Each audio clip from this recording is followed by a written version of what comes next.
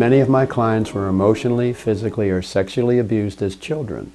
Most of them are traumatized by persons within their family, such as a parent, step-parent, grandparent, aunt or uncle, or sibling or step-sibling. In other words, they were victimized by the very people who were meant to protect them. Some of these clients consciously blamed themselves for the abuse by saying things like, "I was a bad kid. They were just trying to help me."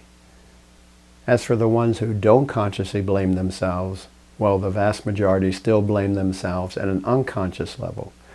For example, they may say, "My father was a mean alcoholic, a real son of a bitch."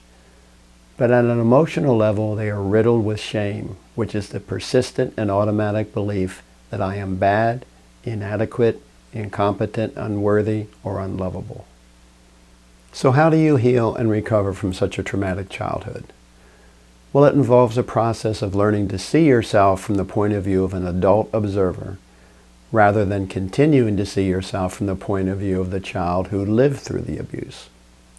You see, children lack the maturity to see the bigger picture of the abuse, that I'm okay, but my abusive father is not. Instead, they usually tell themselves, there must be something wrong with me, that dad always hits me, because children internalize abuse by a family member as their own defect. When working with such clients, an initial goal is to help them see that they were not the cause of the abuse, but rather the victim. Because I want them to stop blaming themselves and instead place the blame where it belongs, on the abuser. But often clients are reluctant to do this because as children they needed to believe that an abusive family member was protecting them from their own badness, you might say, because the truth that the family member was actually a danger to them was far more upsetting than simply blaming themselves.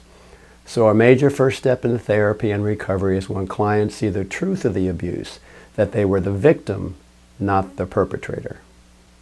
However, acknowledging that you were the victim of abuse is only the beginning, because remaining a victim would not allow you to heal and grow. So the next step is coming to see yourself as a survivor, which means acknowledging your ingenuity and resiliency in surviving such a traumatic childhood.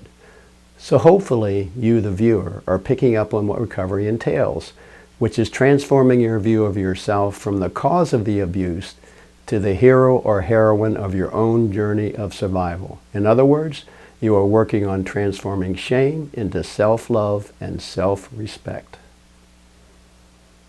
But even seeing yourself as a survivor has its limitations, because survivors are doing just that, surviving. So the next step in your recovery is to become a thriver, which means moving beyond defining yourself as a survivor and instead embracing your true self, the person you were meant to become before the abuse caused you to live in survival mode. In recovery, transforming your view of yourself from shame to victim to survivor and finally to thriver will allow you to make peace with a traumatic past so you can live fully in the present moment, which is what life is all about. If you'd like help escaping the prison of childhood abuse, then visit my website, SerenityOnlineTherapy.com, to learn more about the online services I provide. If you like this video, please click the thumbs up button and then subscribe to my channel to hear more from me. And finally, keep paying attention to your life.